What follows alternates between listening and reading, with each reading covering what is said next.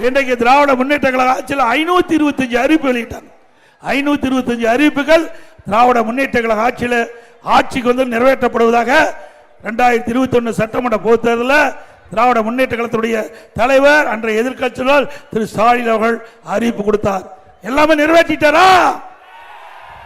எப்பொழுது பார்த்தாலும் பேசுகிறார். 98% திமுக அறிவிப்பு நிறைவேற்றப்பட்டதாக ஒரு பொய்யான செய்தியை வெளிப்படுத்திட்டு இருக்கிறார் திரு ஸ்டாலின் அவர்களே. முக்கியமான பல திட்டங்கள் இன்னைக்கு 100 நாள் வேலை திட்டம் 150 நாளா உயர்த்துறாங்களாமா? உயர்த்தல. அது பணிபுரிகின்ற ஊழியர்களுக்கு சம்பளம் உயர்வுனாங்க, கொடுத்தாங்களா? அதே போல மாதந்தோறும் கேஸ் சிலிண்டருக்கு 100 ரூபாய் மானியம் கொடுத்தாங்களா?